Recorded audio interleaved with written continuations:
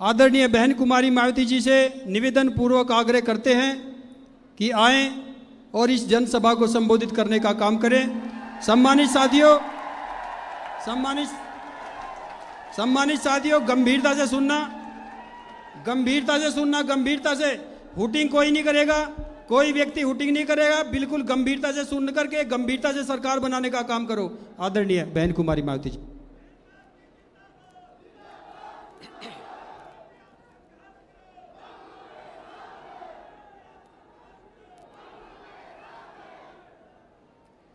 भारतीय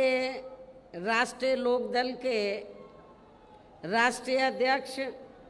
चौधरी ओम प्रकाश चौटाला जी व वरिष्ठ राष्ट्रीय महासचिव चौधरी अभय चौटाला जी के नेतृत्व में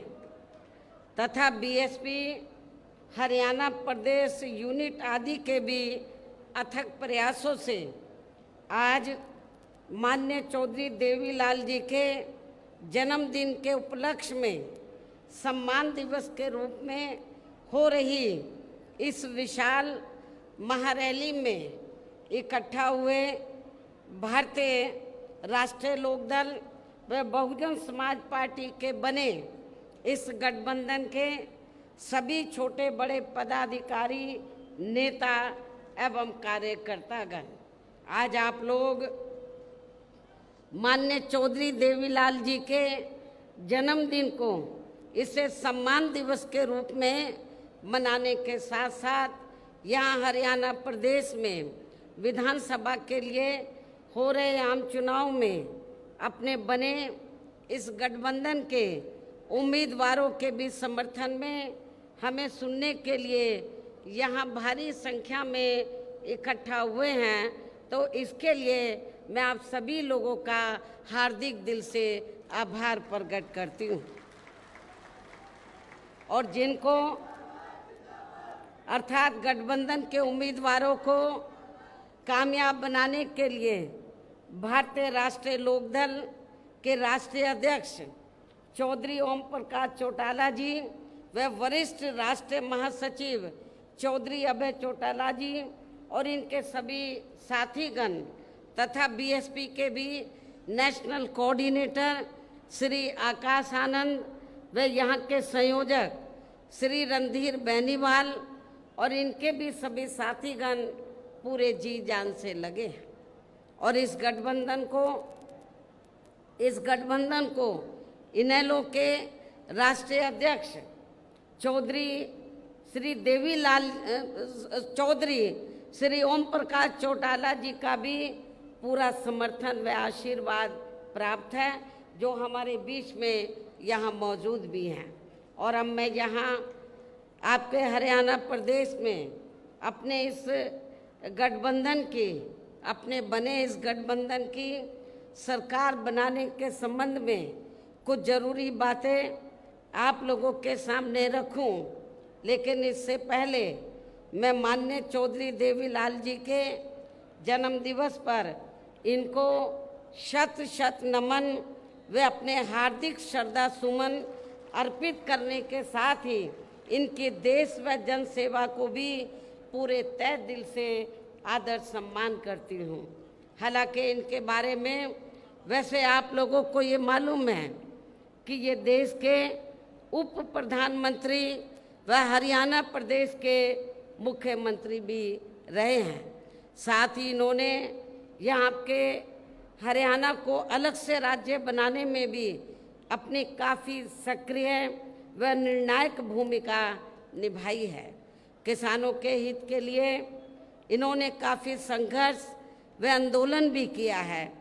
जिसमें वे जेल भी गए हैं। इसके पूर्व में देश की आज़ादी के लिए भी इनका सराहनीय योगदान रहा है, जबकि कांग्रेस के राज में लगी इमरजेंसी में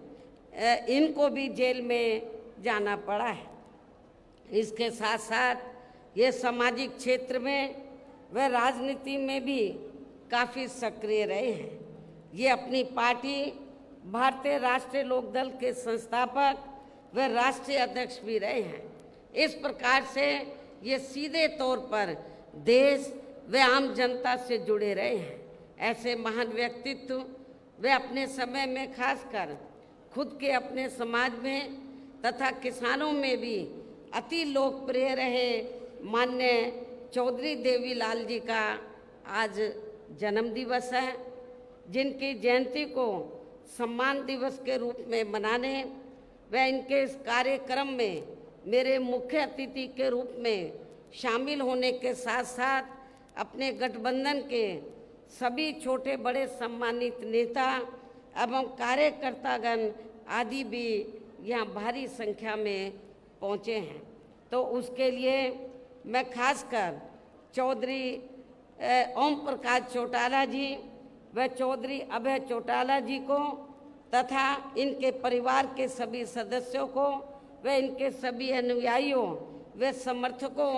आदि को भी इस शुभ अवसर पर हार्दिक बधाई एवं शुभकामनाएं देती हूँ। जो ये लोग उनके बताए हुए रास्तों पर चलकर उनके कारवां को आगे बढ़ाने में पूरे जी जान से लगे हैं। और वैसे भी इस समय यहाँ विधानसभा के लिए हो रहे आम चुनाव में यदि बीएसपी व इनेलो का बना ये गठबंधन अपनी सरकार बना लेता है तो फिर यही इनके लिए इस बार इनको सच्ची श्रद्धा भी होगी। इस उम्मीद के साथ ही यहाँ हो रहे विधानसभा चुनाव में अब मेरा ये कहना है कि अपने देश को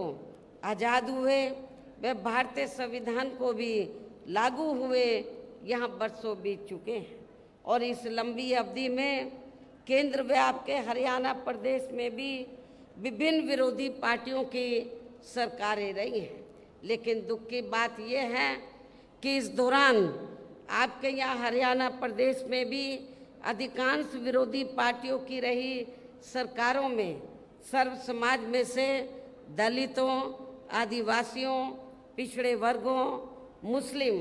व अन्य धार्मिक अल्पसंख्यकों के साथ साथ गरीबों, मजदूरों, किसानों, व्यापारियों एवं अन्य मेहनतकश लोगों का भी पूर्ण रूप से विकास व उत्थान आदि नहीं हो सका है। जिनकी सरकारों की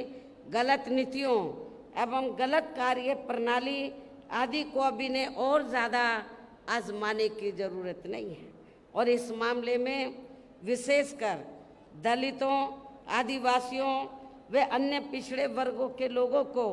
मैं ये बताना जरूरी समझती हूँ कि इन वर्गों को परम पूज्य बाबा साहब डॉक्टर भीमराव अंबेडकर के कड़े संघर्ष एवं अथक प्रयासों से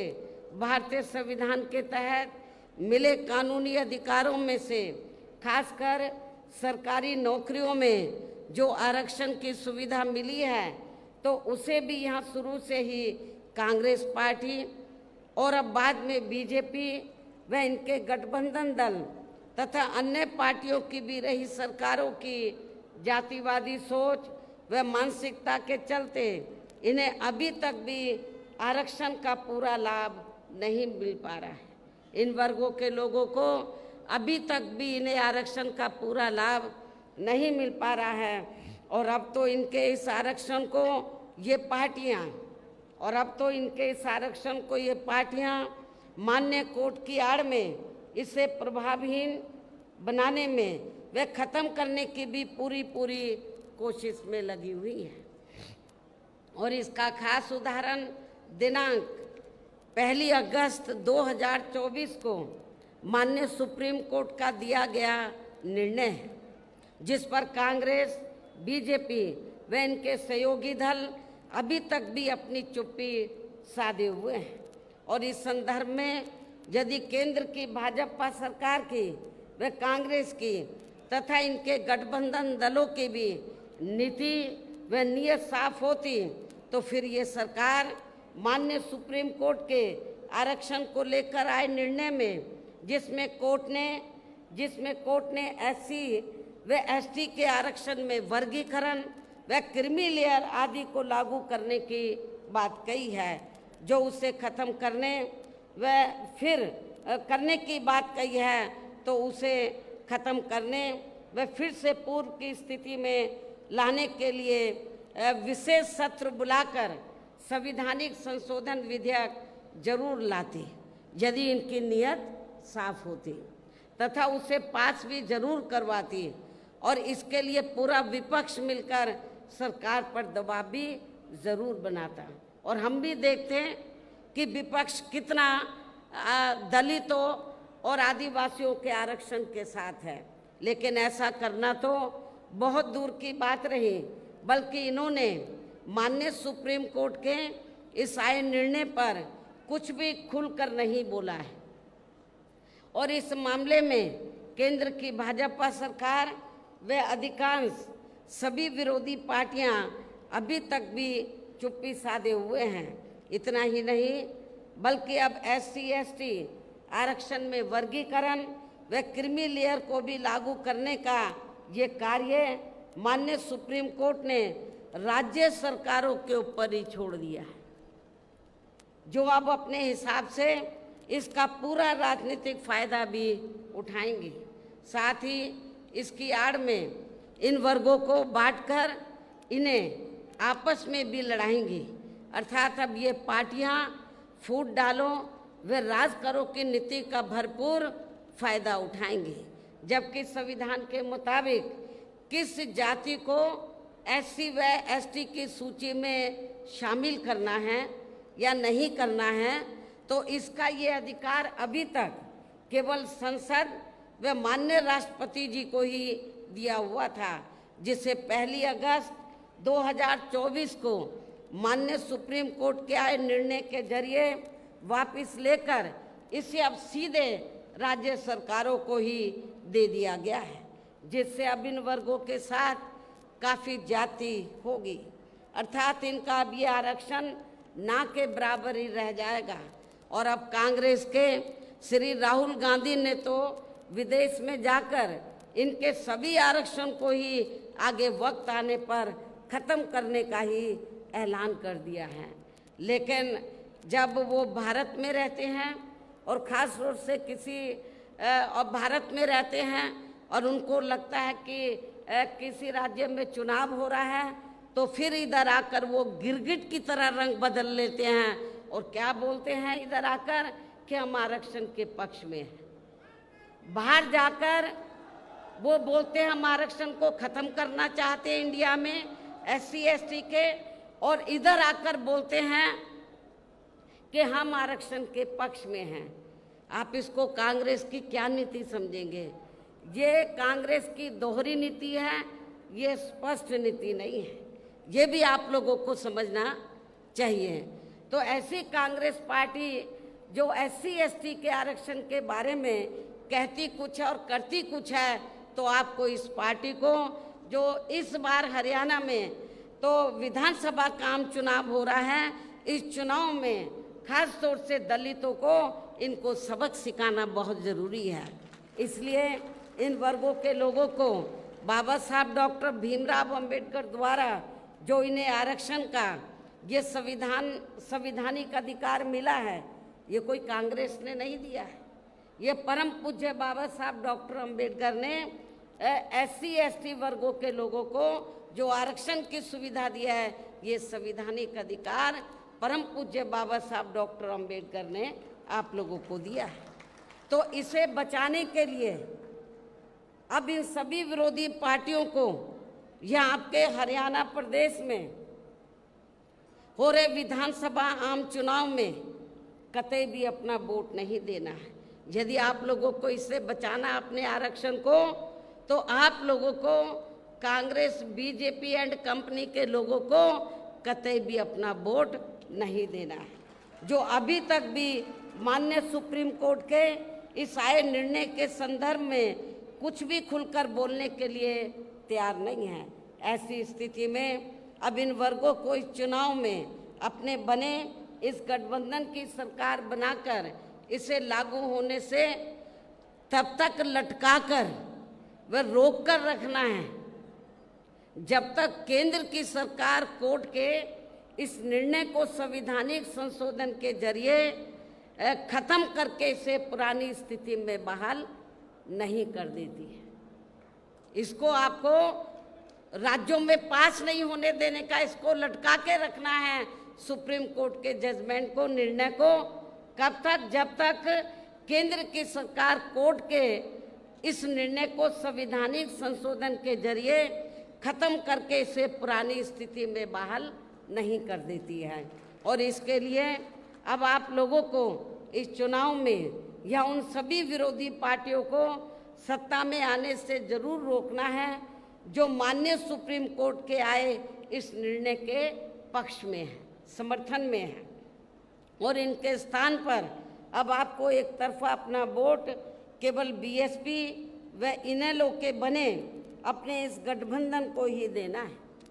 ताकि सत्ता में आकर या आपके स्टेट में, आपके हरियाणा प्रदेश में माननीय सुप्रीम कोर्ट के आए इस निर्णय पर कुछ हद तक अंकुश लगाया जा सके। जब तक पार्लियामेंट में ये संशोधन बिल पास नहीं होता है तो कम से कम ये गठबंधन की सरकार बनती है तो हम उसको लागू नहीं होने देंगे, इसको लटका कर रखेंगे। तो ये इसके लिए आप लोगों को अपने गठबंधन की सरकार बनाना बहुत ज़रूरी है। इतना ही नहीं बल्कि यहाँ विरोधी पार्टियों की ज़्यादातर रही जातिवादी मानसिकता के चलते देश में आज़ादी के बाद शुरू में केंद्र एवं अधिकांश राज्यों में भी काफ़ी लंबे समय तक सत्ता में आसीन रही कांग्रेस पार्टी ने व इनके सहयोगी दलों ने भी, और अब पिछले कुछ वर्षों से केंद्र एवं काफ़ी राज्यों में भी बीजेपी व अन्य जातिवादी पार्टियों की भी रही सरकारों ने इनका आरक्षण का कोटा अभी तक भी पूरा नहीं किया है,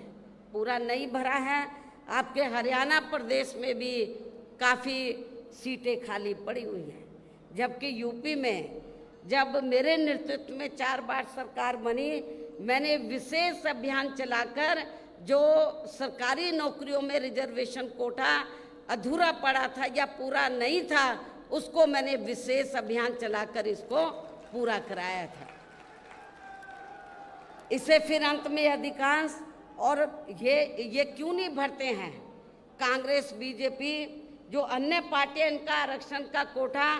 ये पूरा क्यों नहीं करती हैं? क्योंकि उनको मालूम है कि लोग भूल भाल जाएंगे और इससे फिर अंत में अधिकांश किसी न किसी रूप में फिर ये पार्टियां इनकी नौकरियों को सामान्य वर्गों को ही दे देती हैं। पदोन्नति में आरक्षण को तो इन्होंने मान्य कोर्ट की आड़ में काफ़ी हद तक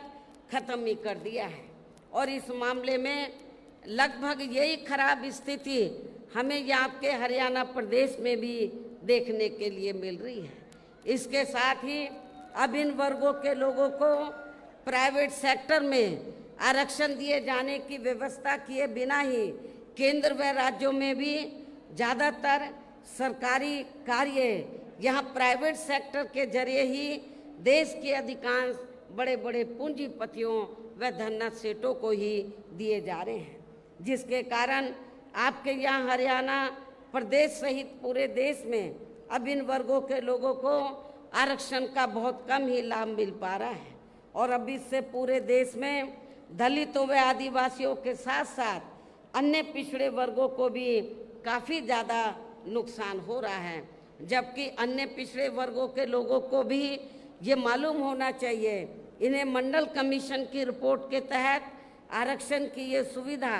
केंद्र में कांग्रेस पार्टी की रही सरकार में नहीं बल्कि बीएसपी के कड़े संघर्ष एवं अथक प्रयासों से ही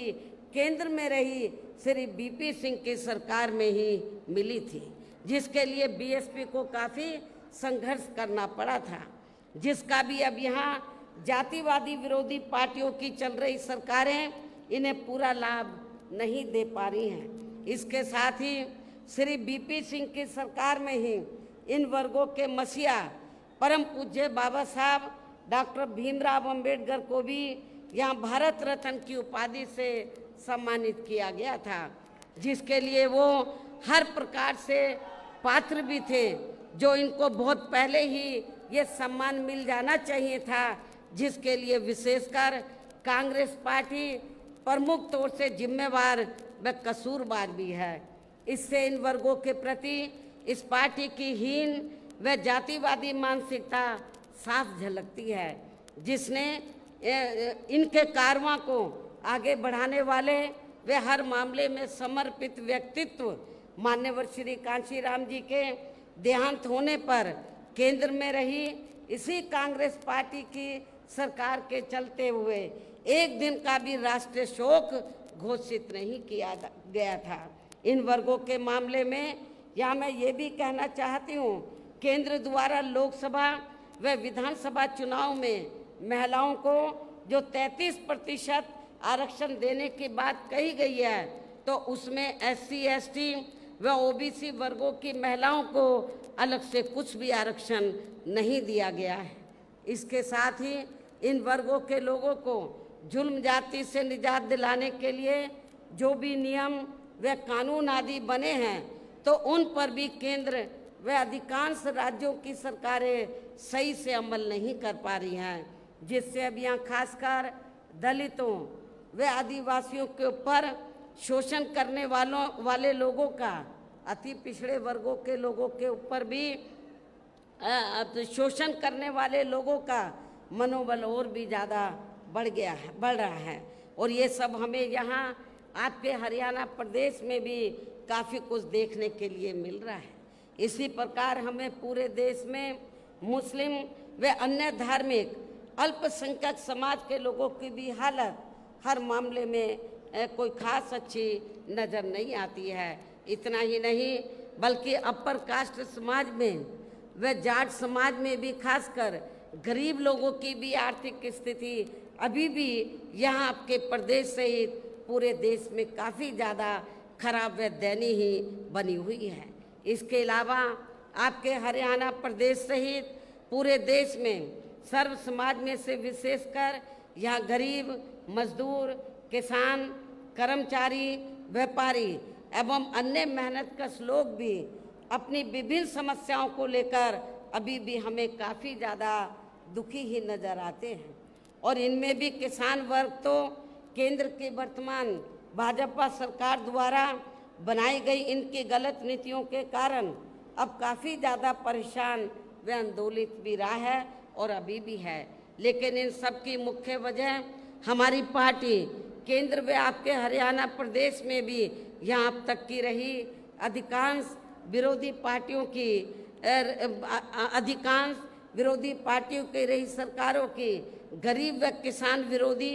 तथा जातिवादी, पूंजीवादी व संकीर्ण मानसिकता के तहत बनाई गई इनकी गलत नीतियों एवं गलत कार्य प्रणाली को ही काफ़ी हद तक जिम्मेवार मानकर चलती है। और इस मामले में खासकर इनकी गलत आर्थिक नीतियों की वजह से ही आए दिन यहाँ पूरे देश में आपके हरियाणा प्रदेश में भी गरीबी, बेरोजगारी व महंगाई आदि भी काफ़ी ज़्यादा बढ़ रही है। जबकि इस मामले में शुरू से ही हमारी पार्टी केंद्र व राज्यों की सरकारों से भी हर स्तर पर ऐसी नीति अपनाने की लगातार ये मांग करती आ रही है कि देश में कुछ गिने चुने पूंजीपतियों व धन्ना सेठों आदि का विकास होने के बजाय बल्कि यहाँ सर्व समाज में से गरीब व आम लोगों का ही विकास होना चाहिए। तभी फिर सही मायने में यहाँ की आम जनता अपनी गरीबी, बेरोजगारी, महंगाई व अन्य और सभी समस्याओं से भी काफ़ी हद तक निजात पा सकती है। इसके साथ साथ अभी भी अपने देश में भ्रष्टाचार हर स्तर पर काफ़ी ज़्यादा बढ़ रहा है, जिससे आपका अपना खुद का हरियाणा प्रदेश भी अछूता नहीं रहा है। और इन सब का मुख्य कारण हमारी पार्टी आज़ादी के बाद से लेकर अभी तक केंद्र व देश के अधिकांश राज्यों में तथा आपके खुद के अपने हरियाणा प्रदेश में भी ज़्यादातर सत्ता यहाँ गलत पार्टियों में से खासकर कांग्रेस व बीजेपी आदि के हाथों में ही आने को मानकर चलती है। और इन पार्टियों को हमारी पार्टी इसलिए भी जिम्मेवार मानकर चलती है क्योंकि शुरू से ये पार्टियां केंद्र व देश के अधिकांश राज्यों में भी ज़्यादातर यहाँ बड़े बड़े पूंजीपतियों व धन्ना सेठों की ही आर्थिक मदद से सत्ता में आती रही हैं और सत्ता में आ जाने के बाद फिर ये पार्टियां अधिकतर मामलों में अपनी आर्थिक एवं अन्य सभी नीतियां यहाँ गरीब व आम जनता की समस्याओं को दूर करने के हिसाब से तैयार नहीं करती हैं, बल्कि देश के उन बड़े बड़े पूंजीपतियों व धन्ना सेठों को ही फायदा पहुंचाने के हिसाब से अपनी अधिकांश नीतियां तैयार करती है, जिनके धन व बल से चुनाव लड़कर ज़्यादातर ये पार्टियां केंद्र व आपके राज्य सहित देश के अन्य राज्यों में भी अभी तक यहाँ सत्ता में आती रही हैं, जिसके कारण ही अब पूरे देश में व आपके खुद के अपने प्रदेश में भी अभी भी हमें यहाँ सर्व समाज के लोग, गरीब लोग अधिकांश मामलों में अपनी विभिन्न समस्याओं को लेकर काफ़ी ज़्यादा दुखी व परेशान ही नज़र आते हैं, जबकि पूरे देश में बहुजन समाज पार्टी ही अकेली एक ऐसी पार्टी है जो विरोधी पार्टियों की तरह देश के बड़े बड़े पूंजीपतियों व धन्ना सेठों की आर्थिक मदद से नहीं, बल्कि अपनी पार्टी के ही आम कार्यकर्ताओं की आर्थिक मदद से चुनाव लड़कर यहाँ केंद्र व राज्यों की सत्ता में आना चाहती है, ताकि हमारी पार्टी सत्ता में आने के बाद फिर बिना किसी दबाव के वे आज़ाद होकर सर्व समाज के लोगों की सभी समस्याओं का समाधान करके उन्हें हर मामले में वे हर स्तर पर यहाँ खुशहाल बना सके। और इसी आधार पर चलकर ही आबादी के हिसाब से देश के सबसे बड़े प्रदेश उत्तर प्रदेश में 4 बार हमारी पार्टी ने अपने नेतृत्व में वहाँ सरकार भी बनाई है, और हमने अपनी सभी चारों रही सरकारों में अपनी पार्टी की विचारधारा एवं सिद्धांतों के तहत चलकर वैसे तो वहाँ सर्व समाज के हितों का पूरा ध्यान रखा है, लेकिन सभी मामलों में प्राथमिकता पहले हमने वहाँ सर्व समाज में से विशेषकर उन दलितों, आदिवासियों, पिछड़े वर्गों, अक़लियत समाज के लोगों को तथा गरीब एवं असहाय लोगों को ही दी है, जिनकी वहाँ हर मामले में व हर स्तर पर सभी विरोधी पार्टियों की रही सरकारों में उनकी हीन, जातिवादी, संकीर्ण व पूंजीवादी सोच होने के कारण काफ़ी ज़्यादा उपेक्षा की गई है। इसके अलावा हमारी पार्टी की रही सरकार ने वहाँ विभिन्न क्षेत्रों में लगे लोगों के साथ साथ छात्रों, युवाओं, महिलाओं व बुजुर्गों आदि के हितों में भी अनेकों महत्वपूर्ण व ऐतिहासिक कार्य किए हैं, जिनसे उन्हें काफ़ी ज़्यादा लाभ पहुंचा है। और इतना ही नहीं, आपके हरियाणा प्रदेश में तो कांग्रेस केवल थोड़ी सी जगह देने की बात करती है, जो आवासहीन लोग हैं जिनके पास अपने ज़मीन नहीं है घर बनाने के लिए, वो थोड़ी सी कुछ गज देने की बात करती है कि ये ज़मीन हम यहाँ के गरीब लोगों को देंगे। लेकिन आपको जानकर खुशी होगी कि जब उत्तर प्रदेश में बीएसपी की सरकार थी तो हमारी पार्टी की सरकार ने केवल उनको खाली ज़मीन नहीं दी, बल्कि ज़मीन पर उनके 2-2 कमरों के पक्के मकान भी सरकार की ओर से फ्री बना कर दिए थे। और जहाँ पर इनको ये पक्के मकान बना कर दिए, उनकी बस्ती डेवलप की, शिक्षा, चिकित्सालय, अन्य और सभी सुविधाएं हमने वहाँ इन लोगों को उपलब्ध कराई थी। केवल खाली प्लॉट नहीं दिया था, हमने पक्के मकान बना कर दिए, और जो रोज़मर्रा की ज़रूरतें हैं उनको भी हमने उनकी बस्तियों में पूरा किया। और इतना ही नहीं, आपको याद होगा जब मान्यवर श्री कांशीराम जी जीवित थे और हरियाणा प्रदेश में आते थे, आप लोग बड़े दुखी थे कि हमारे पास रोटी रोजी के साधन नहीं है, हमारे पास खेती करने के लिए ज़मीन नहीं है। तो उस समय आप लोग एक नारा लगाते थे कि जो ज़मीन सरकारी है वो ज़मीन हमारी है। आप लोग एक नारा लगाते थे, लेकिन वो नारा आपका पूरा नहीं हो पा रहा था हरियाणा में। और ये कब होगा? जब आपकी सरकार बनेगी। लेकिन जब उत्तर प्रदेश में 4 बार हमें सरकार बनाने का मौका मिला, तो उत्तर प्रदेश में हमने बड़ी संख्या में लाखों लाखों लोगों को, जो दलित वर्ग के लोग थे और जो गरीब लोग थे अन्य समाज में, उनको हमने किसी किसान भाई की 1 इंच भी जमीन छीनकर हमने भूमिहीन लोगों में नहीं बांटी थी, बल्कि सरकार के पास जो खेती करने के लिए सरकारी ज़मीन खाली पड़ी थी, उस सरकारी ज़मीन के 2-2, 3-3 एकड़ के पट्टे काटकर हमने भूमिहीन लोगों को, जो गरीब लोग हैं, भूमिहीन लोग, जो दलित वर्ग के लोग हैं, उनको खेती करने के लिए हमने फ्री दी। और इतना ही नहीं, आपको ये भी मालूम है कि जहाँ पर दलित बस्तियाँ होती हैं तो वहाँ जाते ही मालूम पड़ जाता है हर गांव में, गांव देहात में, कि यहाँ पर दलित वर्ग के लोग रहते हैं। क्योंकि जो भी पार्टियां सत्ता में आई,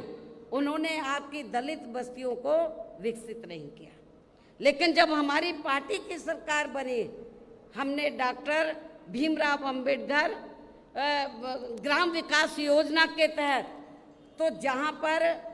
दलित लोग रहते थे, हमने गांव चिन्हित किए अधिक तादाद में, उनको हमने इस योजना के तहत हर सुविधा से हमने उनको सुविधा मुहैया कराई, उनको सुविधा उपलब्ध कराई और उनको विकसित किया, डेवलप किया। ये भी आप लोगों को मालूम है। और उस गांव में जाते ही मालूम पड़ जाता था कि ये डॉक्टर अंबेडकर गांव है। और जब मेरी गवर्नमेंट के दौरान, जब हमारे समाज के लोग अपने बच्चियों का रिश्ता करते थे गांव में, तो देखते थे कि हमारी बेटी का रिश्ता डॉक्टर अंबेडकर गांव में ही होना चाहिए, ताकि हमारी बेटी को शौचालय के लिए कहीं बाहर ना जाना पड़े, जंगल में ना जाना पड़े। हमने शौचालय भी बनाए। अब उन्हें ये लोग अपना काउंट कर लेते हैं। यूपी में बीएसपी की सरकार में ही ये सब सुविधा उपलब्ध कराई गई। इसके और इतना ही नहीं, हमारे किसान भाई, मेरे ख्याल यूपी में हमारे किसान भाई चले जाएं, पश्चिमी यूपी तो बिल्कुल लगा हुआ है हरियाणा प्रदेश से,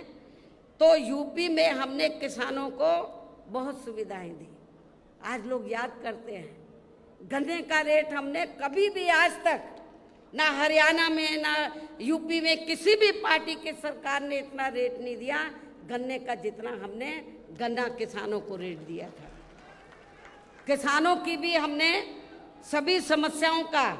काफ़ी हद तक समाधान किया तथा उनकी फसलों का भी उन्हें समय से उचित दाम दिया। और मैं अपने जाट भाइयों को बताना चाहती हूँ, जब उत्तर प्रदेश में पुलिस की भर्ती हुई, 2 लाख से ज़्यादा पुलिस की भर्ती हुई, तो पहले भर्तियों में रिश्वत चलती थी। तो लेकिन मेरी सरकार में मैंने बोला रिश्वत नहीं चलेगी, और बिना रिश्वत के आपके पश्चिमी यूपी में बड़ी तादाद में अन्य समाज के लोग तो भर्ती हुए, रिजर्वेशन के तहत SC ST OBC के लोग भी भर्ती हुए। लेकिन बड़ी तादाद में जो लोगों के दिल और दिमाग में धारणा थी कि बीएसपी जाटों के खिलाफ है, वो धारणा निकल गई। क्योंकि जब मेरी सरकार बनी और ये भर्ती हुई पुलिस की, तो बड़े पैमाने पर पश्चिमी यूपी से जाट समाज के नौजवान बच्चे पुलिस में भर्ती हुए। और आज आप गाँवों में चले जाओ, वो यही कहते हैं कि बहन जी ने बिना पैसे के हमारे बच्चों को नौकरी दे दी, पुलिस में भर्ती कर दिया। इसके साथ ही हमने उत्तर प्रदेश में सर्व समाज के लोगों के ऊपर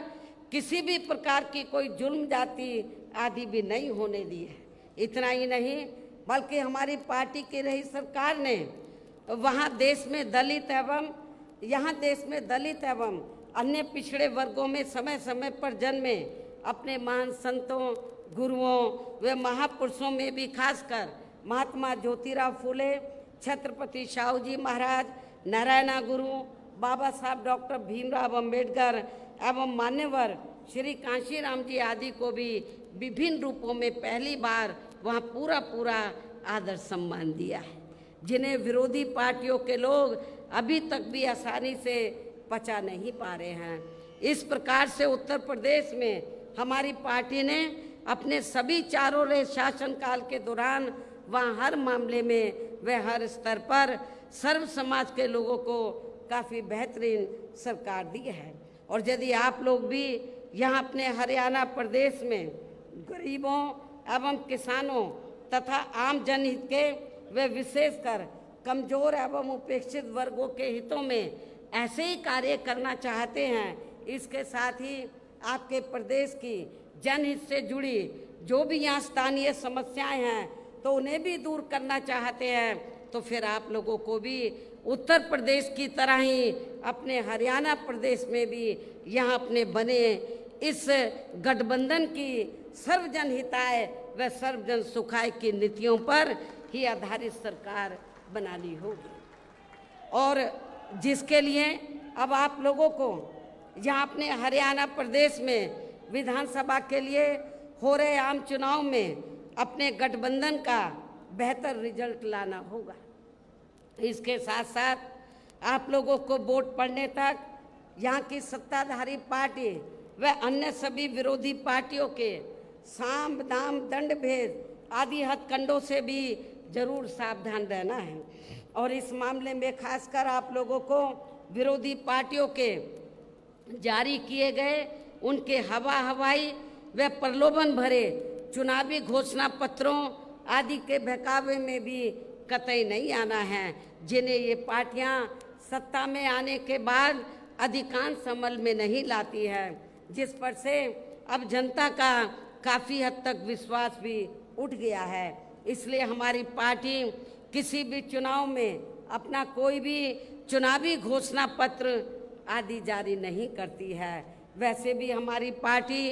कहने में बहुत कम बल्कि कार्य करके दिखाने में ही ज़्यादा विश्वास रखती है, अर्थात जो कहती है तो उसे करके भी दिखाती है, और ये सब हमने उत्तर प्रदेश में करके भी दिखाया है। और अब संक्षेप में मेरा यही कहना है कि आप लोगों को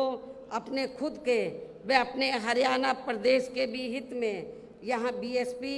व इनेलो के बने गठबंधन की ही सरकार बनाना बहुत ज़रूरी है। और अब आप लोगों को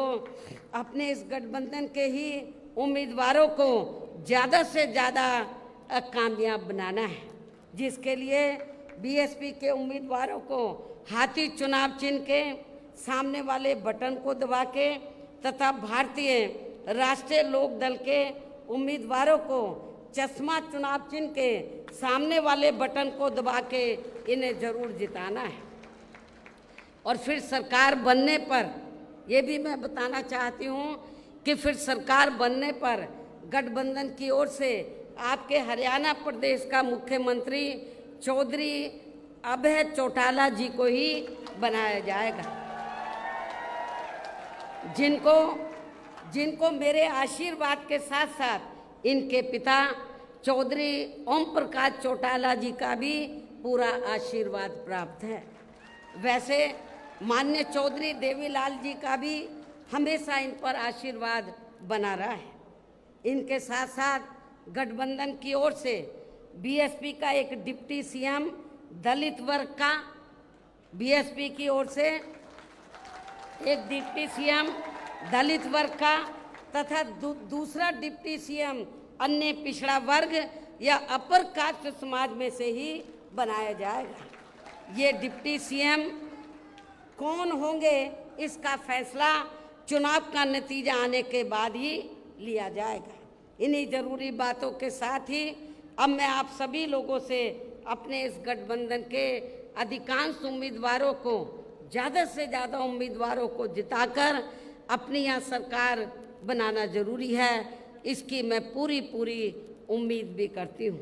अंत में अब मैं केंद्र सरकार से देश में जातीय जनगणना कराने की भी विशेष मांग करती हूँ, अनुरोध करती हूँ, आग्रह करती हूँ, जिसको शुरू में केंद्र में रही कांग्रेसी सरकार ने और अब वर्तमान में चल रही बीजेपी की केंद्र की सरकार ने भी इसे अभी तक भी लटका के रखा है,